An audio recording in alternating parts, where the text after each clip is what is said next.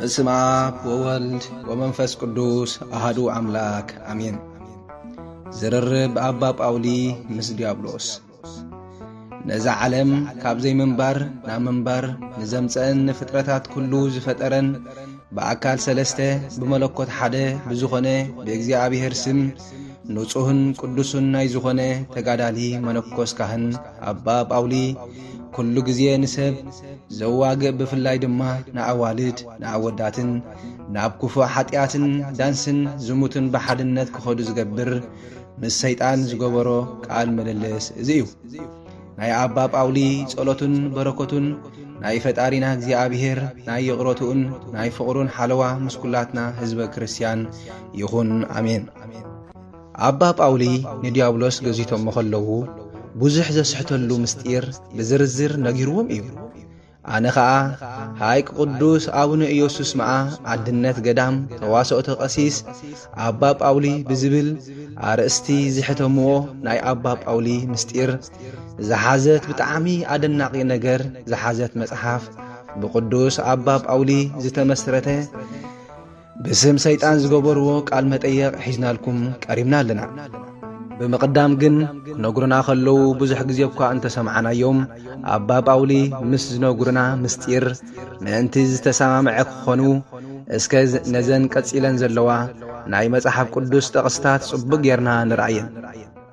ቀዳማይ ጴጥሮስ ምዕራፍ 5:8 ዲያብሎስ እቲ መጻርርትኹም ዝውሕጦ ደልዩ ከም ዝጓዝም አንበሳ ኾይኑ ይዘውር ኣሎሞ ተጠንቀቑ ንቑሑ ይብል መጽሓፍ ቅዱስ። ሉቃስ ምዕራፍ 22:33 ስሞን ስሞን እንሆ ሰይጣን ከም ስርናይ ክሕየኩም ተመንዩ ዝብል እውን ኣሎ። ከምኡ ድማ ቀዳማይ ጴጥሮስ ምዕራፍ 3 ዲያብሎስ ካብ መጀንበርታ ሓጢአት ይገብር እዩ እሞ ሓጢአት ዝገብር ካብ ዲያብሎስ እዩ፣ ወዲ ኣምላክ ከዓ ግብሪ ዲያብሎስ ምእንቲ ኸፍርስ ኢሉ እዩ ነዚ ዝተገልጸ ይብል። ቀዳማይ ጴጥሮስ ምዕራፍ 4:18 ድማ እቲ ጻድቕ ብሓይሊ ገድሊ ዝድሕን ካብ ዝኸውን እቲ ዓማፅን ሓጥን ደኣ ከመይ ክረአይ እዩ። ዮሐንስ 16:33 ኣብ ዓለም ጸበባ ኣሎ ግናኸ ኣጀኹም ኣነ ንዓለም ሲዕረየ እየ ዝብል ልዑል ባህሪ ዘለዎ እግዚኣብሔር እዩ። ሰይጣን ብኣባ ጳውሊ ተገዚቱ ከሎ ዞምጾ ምስጢር እዚ እዩ። መጽሓፍ ምእተዊ ናይ ሃይቀ እስጢፋኖስ አቡነ ኢየሱስ መዓ አንድነት ገዳም ዝመሓላለፍ ሓፂር መልእኽቲ ከምዚ ይብል። ምእመናን ናይ ሰይጣን ክፉእ ስራሕ ኩሉ ፈሊጦም ተረዲኦም ምእንቲ ካብ ናይ ሰይጣን ፈተና ክሕለውን ክመሃሩን ከምኡውን ፈተና ኣብ ዝመጾም ጊዜ ካብ ሰይጣን ምዃኑ ተረዲኦም ነብሶም ንፈተና ክቕርቡን በብግዚኡ ንነብሶም ክፍትሹን ብዝብል ሓገዝ ከም ዝተገበረሎም ምእመናን ነዚ መጽሓፍ ብገሉን ብትርፋቱን ኣብ ላዕለዋይ ደረጃ ዝበጽሐ አባ ጳውሊ ናይ ሰይጣን ምስጢር ዝጋለጸሉ ካብ ብራና ገልቢጥና ንግእዝ ከዓ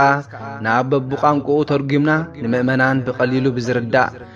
ብኣገባብ ብእግዚአብሔር ሓጋዝነት ኣቕሪብና ኣለና። ፍሉይ ስማ ሰሎንቅያ ምስር እትበሃል ሃገር ከም ዝኾነ እቶም ኣብቲ ከተማ ዝነብሩ ሰባት ካብ ሄሮዶስ ወገን ዝኾኑ ሓጢአተኛታት ክፍኣት ግብሪ ነበሩ። ኣዋልድን ኣወዳትን ተኣኪቦም በብግዚኡን በብወርሕን ናብ ጭፍራ ቤት ዲስኮ ብምኻድ ክፉእ ልማድ ነበሮም። መነኮስ ዝኾነ ኣባ ጳውሊ ድማ ዕድሚኡ 15 ዝኾነ ሓደ ዲያቆን ኣኸቲሉ ኣብታ ዓዲ በጽሐ። እታ መዓልቲ ድማ ዕለት ረቡዕ ነበረት። በዛ መዓልቲ ከዓ እዞም ደቂ ዓዲ ኣዋልድን ኣወዳትን ተኣኪቦም ናብታ ሓንቲ ናይ ጭፍራ ቤት ዲስኮ ክኸዱ ኸለዉ አባ ጳውሊ ብዝሓደሮ ናይ እግዚአብሔር ጸጋ ናይቶም ሰባት ሓጢአት ብግልጺ ይርኢ ኮነ። ካብቶም ሰባት ከዓ ንሓደ ጸዊዖም ነዚ ኽፉእ ስራሕ ንምንታይ ትሰርሑ ኣለኹም? ናብ ናይ ዳንሲ ቤትከ ምስ ሰበይትኹምን ምስ ደቅኹምን ንምንታይ ተኣትዉ ኣለኹም ብሎ። እቲ ሰብ ከዓ ከምቲ ኣብ ቤት መቕደስናን ዓራትናን ምስ ሰበይትና ሓደ ንኸውን ኣብ ዝንዳ ዳንሲ ከዓ ምስ ዝኾነት ጓል ሓደ ንኸውን ኢሉ መለሰሎም። አባ ጳውሊ ከዓ ንመን ከም ተምልኽ እስኪ ንገረኒ ኢሎም ሓተትዎ። እቲ ሰብ ድማ ንሕና ካብ ሄሮዶስ ወገን ኢና፣ እነምልኾ ከዓ ካብ ቀዳሞት ኣቦታትና ዝረኸብናዮ ጣዖት እዩ ኢልዎ كويدو نابت بيت دانسي أتوه أبا باولي كأ نتي مسوم زلو ديابقون زحوي نايزوم أبزا عد زلو هزبي حاتياتهم عبي إيو بلو ليت مسكونا كأ كأس إلو تنسيو مانن والحد خير أيو نابتي نايزوموت بيت اندات ألي خدن أبتي أفافيت قيمو سبات عراقهم كوينهم زموت كسرحو واج كبلو دمصهم سمعهم أمو بتعمي حزنن بتعمي خاء بخير أبتي مدر خاء اندا سجده زوم سبات نخالقوت ناي حطيات مسالة خيكونو عطفا أيهم اندا بله ناب እግዚአብሔር ጸለየ እግዚአብሔር ከአ ጸሎቱ ሰምዖሞ ንሰባት ዘስሕቶም ዘሎ ሰይጣን ምስጢሩ ምእንቲ ክነግሮ ንሰይጣን ናብ አባ ጳውሊ ለአኾ አባ ጳውሊ ከአ ጸሎቱ ምስ ወደአ ሰይጣን ጸሊም ሰብ መሲሉ ካብ እሳት ዝፈልሐ ዝተመዘዘ ሰይፍ ሒዙ ዕራቆ ካብቲ ቤት ዳንሲ ክወጽእ ከሎ ረአዮ እቲ ሰይጣን ከአ ብምፍርራሕ ኣብቲ ቤት ዳንሲ ኣብ ዝቆመሉ ግዜ አባ ጳውሊ ንስኻ መን ኢኻ ሰይፍካ ኸ ኣብ ኢድካ ዝተመዘዘ ንመን እዩ በሎ ሰይጣን ድማ እትረልዮ ነገር ሕተተን ደኣንበር ንስኻ ናይ መን ኢኻ ኣይትበለኒ ካብ ፈጣሪኻ ጎይታ ዝለመንካዮ በዓልኻ ትፈልጦ ኢኻ ኣነ ካብ ፈጣሪየ ተኣዚዘ ኣለኹሞ ናይ ኣዛዝየ ትእዛዝ ከተሓላልፍ ኣይከኣለንኒ በሎ ድሕሪ እዚ ኸኣ ኣባ ጳውሊ ብዙሕ ሕቶታት ክሓተካ እየሞ ንኸይትሕስወኒ ብህያው እግዚኣብሔር ኣምሕለካ ኣለኹ ኣወጊዘካ ኣለኹ በሎሞ ብመስቀሉ ኣብ ዝኣሰሮ ግዜ ሰይጣን ድማ እትደልዮ ሕተተኒ ትእዛዝካ ኣየተሓላልፍን እየ ሓይለይ ብጸሎትካ ደኺሙ እዩ እሞ ፈጣሪኻ ስም እውን ኣወጊዝካኒ ኢኻ እሞ ኣይክሕሱን እየ ክነግረካ እየ በሎ ኣባ ጳውሎ ድማ መጀንበርታ ካብ ሰባት ኣብ ሓደ ሓዲርካ ብሓጢኣት ክትወድቆ ምእንቲ ሓጋዚ ዝኾነንካ እንታይ እዩ በሎ ሰይጣን ከኣ ሰብ ብእግዚአብሔር ሕጊ እንተጸኒዑ ኣብ ልዕሊ ማንም ክንሓድር ኣይከኣለናን እዩ ነገር ግን ፈጺሙ ይቕረ ባህሊ ካብ ዝኾነ ካብ ናይ እግዚአብሔር ሕጊ ንእሽተይ ፍቕቕ እንተይሉ ከምኡውን በብግዚኡ ስሙ እንተዘይጸዊዑ ኣብቲ ግዜ ኣብኡ ክንሓድር ሓይሊ ንረክብ ናይ እግዚአብሔር ስሙ ምጽዋዕ ዝበልኩኻ ብፍጹም ሃይማኖት ኮይኑ بسم آب وولد ومنفس قدوس أحد أملاك مالتي حسان ون أنت خونه كدم متماقو أديو أبلع ليو نايجزي أبيهر سم زي تسوعن بمسك الملكة أبلع ليو زي تمعاتبن أنت خوينا نحنا أبلع ليو نحضر ولدن زعبي ومن نزم منفسا وسراح أنت زي سريحهم أبلع له حسانات نحضر ولو دوغي مخا سيطان نعبا باولي كم زولو قالن ودن نممرعو أبز فتوون أبز فقودن جزيه أقدمون بناي كهنات صلوتن ناي كروسوس دمن سجان حدا انت خوينوم سلطان يبلنان بلو نجرجن كابز منفساو سراح انت رحقهم وي بناي بعلم فقاد راح انت تمرعهم نحنا ابوهم كوينا ابدوكم نحضر نسلطنن بلو كابز ندحرون سلام كرينا نابروهم ناي باسن ناي كركرن كخون امت رشتا دما مفللاي كم زخون نغبر بلو كمون كل سب ناي እግዚአብሔር ስራሕ እንዳጸወዐ ግና እንተ ዘይጸልዩ ንሕና ዝደለናዮ ኩሉ ኣብኡ ክንገብር ንኽእል ኢና ዓለም ኩሉ ሲዕርና ክንገዝእ ምእንቲ ብዘለና ዓቕሚ ንቃለስ ኢና በሎ ኣባ ጳውሎ ድማ ናይ ዓለም ሰባት እትፍትኖም ብምንታይ ኢኻ ኢሎም ሓተትዎ ሰይጣን ከዓ ከም ትንቢቶም ንፍትኖም በሎ ቀጺልና ድማ ንሶም ክፍተኑሉ ዝኽእሉ ስጋዊ ሓሳብ ነቕርበሎምን ነመዓራርየሎምን بخرعتن بتمنيتن نقاصلهم دقاسن زموتن ممناين نمصالهم صوم نخي صومن صلوت نخي صليين نغبرهم كاب صبو سراح كلو نرحقهم زوتر نايز عالم بمحساب بسخران بحاسوت بقيم بقناعات بحاسوت بمسكارن ورقن سلدن بمفتاو بسنفنا سب مصراف امرهم كم زطف نغبر لقدسان كيترفه نابن عالم منجسة سماعات نخيعاتو باستفلالية مخنيات بزلنا حيلي كلون واقوم إنا نحنا حيلي سلطان نرخبو فتسيمهم نسحا أبزيعاتو سباتيو زحلوهم قدسان ملاقتي سلبدلهم كرحقوهم كلو عبتقزيزي نحنا أبلع عليهم نبر تعملو داقي مخا سيطان نعباب أولي إزوم سبات كفؤ سراح كلو فتيهم كم سرحو نقرم عب عالم زلو ناي كفاءات ናይ ድንቁርና ስራሕ ኩሉ ከም ጽቡቕ ኣምሲልና ነርዮም ጽቡቕ ብምምሳል በሓሶት ብሕልሚ ነስሕቶም ኣብዚ ዓለም ኩሉ ካብ ሰብ ወገን ምእንቲ ክነጥፍኦም ንሕና ከይፈተናዮ ካብዛ ዓለም ብሞት ዝፍለይ የለን ንሕና ንእግዚአብሔር ብምጽራፍ ብምንቃፍን እኳ እንተዘይከኣልና ሰባት ፈጣሪኦምን ድንግል ማርያምን ቅዱሳን መላእክቲ ቅዱሳን ጻድቃን ንምጽራፍ ንምንቃፍን ከም ዝትንስኡ ንገብሮም ደጊሙ ኸዓ ሰይጣን ንኣባ ጳውሊ እዞም ሰባት ክፉእ ስራሕ ኩሉ ፈትዮም ከም ዝሰርሕዎ ነገሮም ኣብ ዓለም ዘሎ ናይ ክፍኣት ናይ ድንቁርና ስራሕ ኩሉ ከም ጽቡቕ ኣምሲልና ንሪኦም ጽቡቕ ብምምሳል ብሓሰድ ብሕልሚ ነስሕቶም ኣብዛ ዓለም ኩሉ ካብ ሰብ ወገን ምእንቲ ክነጥፍኦ ንሕና ከይፈተናዮ ካብዛ ዓለም ብሞት ዝፍለይ የለን ንሕና ንእግዚአብሔር ብምጽራፍ ምንቃፍን እኳ እንተዘይከኣልና ሰባት ፈጣሪኦም ድንግል ማርያም ቅዱሳን መላእክትን ቅዱሳን ጻድቃንን ንምጽራፍ ንምንቃፍን ከም ዝትንስኡ ንገብሮም ነገር ግን ንስሓ ኣትዮም ፈጣሪኦም እንተተመሊሶም ናይ ክርስቶስ ደም ስጋን እንተተቐቢሎም ብነብሶም ከዓ ንጹሃን እንተኾይኖም ንሕና ኣብኦም ፈጺምና ሓይሊ የብልናን ኢሉ ነገሮም ድሕሪዚ ኣባ ጳውሊ ሰባት ነጌርካ ከመይ ገይሮም ይኣምኑኻ ይቕበሉኻን ክብሉ ሓተትዎ ናይ መልክዕኻ ክፍኣት ናይ መዓዛኻ ሕማቕ ሽታ ኣይፈልጡን ድዮም በሎ ሰይጣን ከዓ መለሰ ሰባት ኩሎም ከማኻዶ መሲልካ ኣብዛ ዓለም መዓዛይን ሽታይን መልክዒን ንምርኣይ ክንደይ ከም ዝደልዩ እብለካ ኣለኹ በሎ ንሶም ናባይ መጺኦም ንኽግለጸሎም ምእንቲ ኢሉምን እምበር ኣነ ናብኦም ኣይከይድን ንዓይ ክሪኡ ኣብ ዝደለሉ ግዜ ተገሊጸ የደስቶም በሎ ኣባ ጳውሎ ድማ መልክዕኻ ምልዋጥ ከመይ ገይሩ ይከኣለካ ኢሎም ሓተትዎ ዲያብሎስ ድማ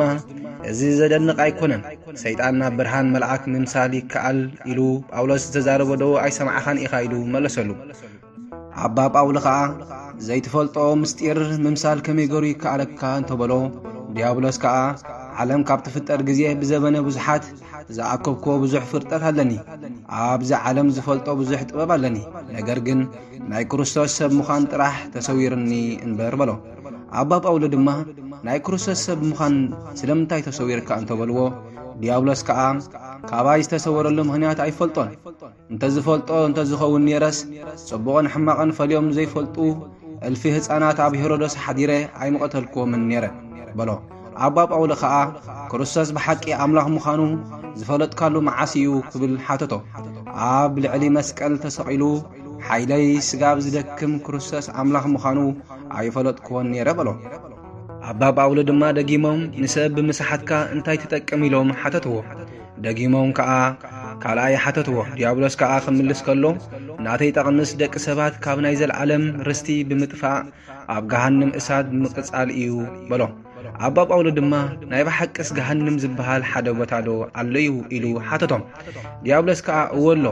እምበር ኣብኡ ምጽንናዕ ዘይብሉ ብኽያትን ምሕርቅቃም ስንን ከምኡውን እሳቱ ዘይጠፍእ እዩ ንሕና ኣብኡ መንበሪና ኣብኡ ኢሉ መለሰሉ ኣባ ጳውሎ ድማ መሊሱ ንስኻ ካብ ክርስቶስ ተዋሪድካ ኣብ ገሃንም እሳት ከም ትቃጸል እንተፈሊጥካ ንምንታይ ንስሓ ኣይተኣቱን ኢሎም ሓተትዎ ዲያብሎስ ድማ ንስሓ ከይኣቱ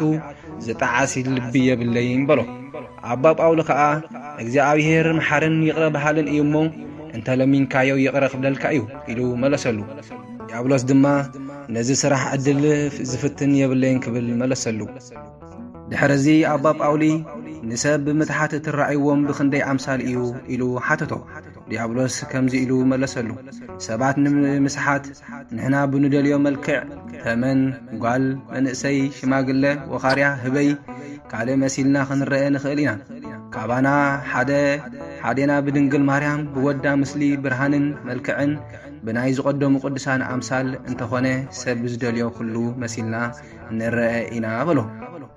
ድሕሪዚ ከዓ ኣባ ጳውሊ ሰባት ንፈጣሪኦም ከም ዝኽሕዱ እትገብርዎም ብምንታይ መልክዕ እዩ ኢሎም ሓተትዎም ዲያብሎስ ከዓ ኣብዛ ዓለም ኩሉ ዝገብሮ ነገርኩኻ መጀመርታ ቆልዑ ናይ ወለዶም ናይ ዝዕበይዎምን ምኽሪ ከም ዘይሰምዑን ቃላቶም ከም ዘይእዘዙን ካባኹም ንላዕሊ ብፍልጠት ንሕና ንበልጽ ንሕና ንፈልጥ ከም ዝብሉ ንገብር ከምኡ ከዓ ንወለዶም ብዕድመን ንዝበልጽዎም ከም ዝጻረፉ ንገብር በዚ ምኽንያት ከዓ ናይ ቤተሰብ ፍቕሪ ንኸሎም ኣብ ዝኸድዎ ኩሉ ድማ ከም ዝተረጎሙ ኮይኖም ይነብሩ ድሕሪዚ ከዓ ብክሕደት ብዝሙት ናይ ኣመንዝራ መጋያጺ ብምፍታው ብስኽራን ብስርቆት ነፍሲ ኣብ ምቕታልን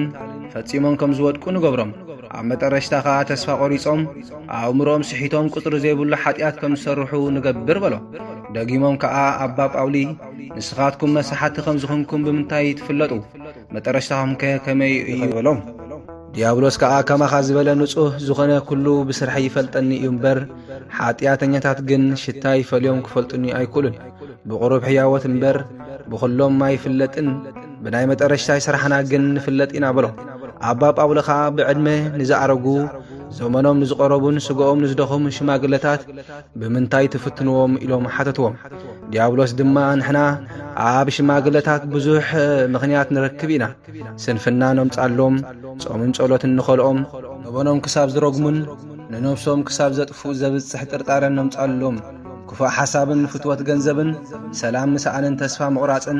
ኣብ ውሽጦም ንሕድረሎም ካብ ልቦም ናይ ሕልና ጸሎት ካብ አንደበቶም ድማ ምስጋና ነጥፋኣሎም በላ ቀጺሎም ከዓ ኣባ ጳውሊ ከመይ ገርኩም ኢኹም ምስ ኣብ ገዳም ዝነብሩ እትዋጉ ኢሎም ሓተትዎም ዲያብሎስ ድማ ኣቐዲምና ንመነኮሳት እንዋግኦም ኣብ ገዳም ብዙሕ ንዝገብሩ ዓበይቲ ኣቦታት ከይእዘዙን ንናይ ኣቦ ማሕበር እሺ ጽቡቕ ኢሎም ምኽሮም ከም ዘይሰምዑ ንገብሮም ኣነ ዝነግሮምን ዝሕስቦምን ንኣቦ ከም ዘይዛረቡን ብምግባር እዩ ደጊምና ከዓ ጥርጥር ነምፃሎም ብሓሰት ንዝኾነ ሕልሚ ነስሕቶም በዚ እንተዘይተኣማሚናን እንተኣሸኒፎምናን ግን ካልእ ብዙሕ ናይ ትምኒት ፈተና ነምፃሎም ፍትወት ገንዘብን ዝጠዓመን ዝመቀረን መብልዕ መስተን ከም ዝምነዩ ንገብር ብዘይ ምኽንያት ኣዋልድ ንኣወዳት ኣወዳት ድማ ንኣዋልድ ከም ዝረኣዩን ከም ዝራኸቡን ንገብር በዚ ኸዓ ኣብ ልዕሊኦም ዓብዪ ውድቀትን ናይ ኣእምሮ ስሕተት ነምፃሎም ዘይጠቅም ዙረት ከም ዘብዝሑን ንሰብ ዘጻልእ ነገር ኣመላለስቲ ክኾኑ ናይ ኣቦታት ምኽሪ ከይሰምዑ ስራሕ ከም ዘይፈትውን ኣብ ናብሮኦም ድማ ኣብ ሓደ ቦታ ከም ዘይጸንዑ ንገብሮም ብኣፎም ንሕና ዓለም ይዕቕና ኢና ከም ዝብሉ ነገር ግን ናይ ዓለም ድሌታት ኣብ ልዕሊኦም ብብዝሒ ከም ዝርአን መንፈሳዊ ፍልጠት ትዕግስቲ ምርግጋእ ከም ዝስእሉ ንገብር ኣባ ጳውሊ ድማ በዚ ብተምፅኦ መከራ እንታይ ትጥቀም ንሶም ከ ብምንታይ የሸንፉኻ በሎ ዲያብሎስ ድማ ንፈጣሪኦም ንኸይመስግኑ ተስፋ ምእንቲ ክቆርፁ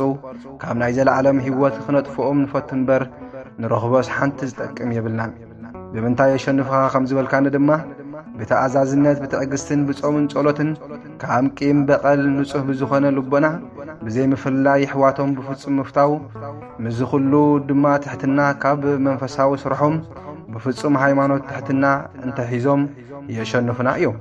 ኣብ ናይ መጠረሽታ ድማ ናይ ክርስቶስ ስጋን ደምን ነትናትና መርዝን እሸኹን ስለ ዘጥፍኦ ከምኡ እውን የቃጽለና እዩ በሎ ዝገድሊ ናይ ቅድስቲ ኣዴና ክርስቶስ ሳምራ ዘሎ ኸዓ ክነካፍለኩም ብተመሳሳሊ መንገዲ ንሳ እውን ዲያብሎስ ዘሸነፈለን መንገድታት መርሚራቶ እያ ቀጺልና ብዝርዝር ንመልከት ሰይጣን ዝሸነፈለን ሰለስተ ቀንዲ መንገድታት